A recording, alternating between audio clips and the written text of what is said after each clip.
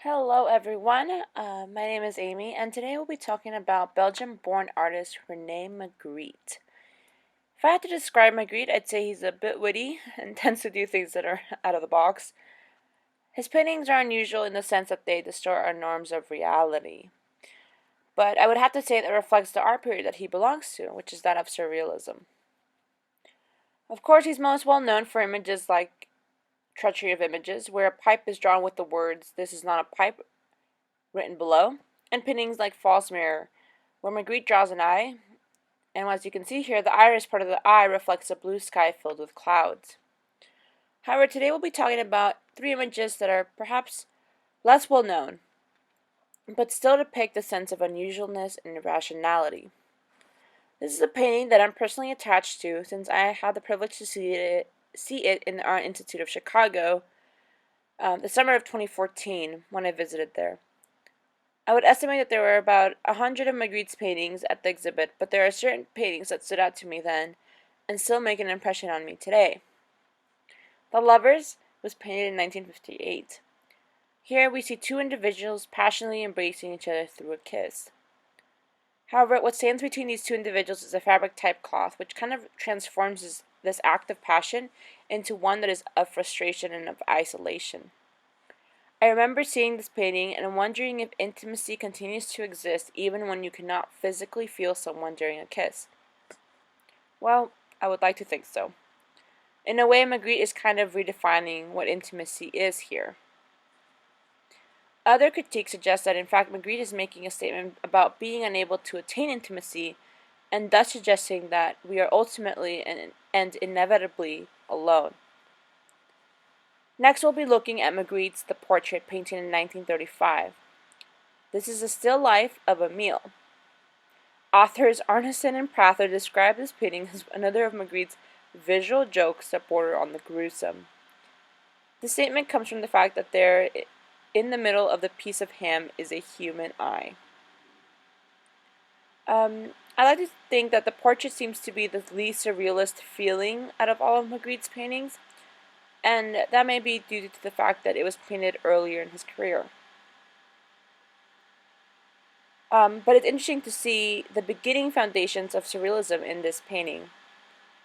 We see a normal meal set up, and that in the norms of society would be considered rational. The surrealists were all about rationality, though, and very much embody idiosyncrasy, which I think Magritte achieves here by adding the eyeball. I also find the perspective of the painting worth noting.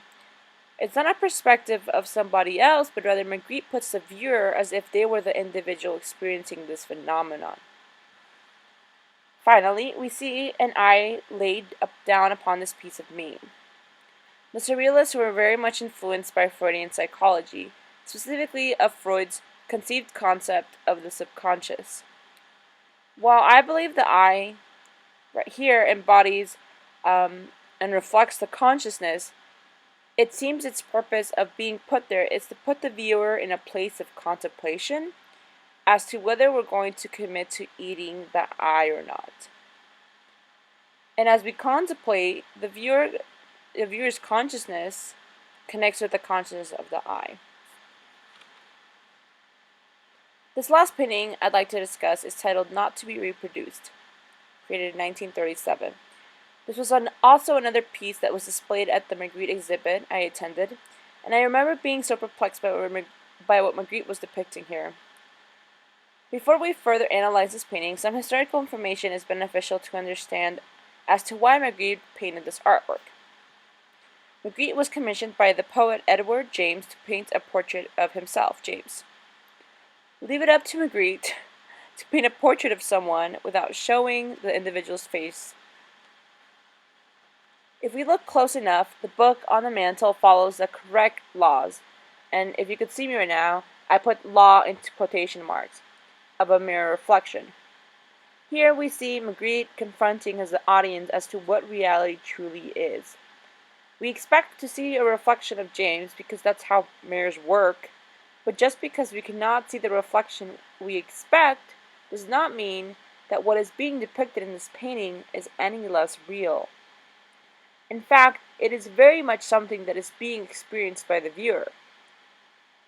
So it seems like Magritte's question here is, what is real?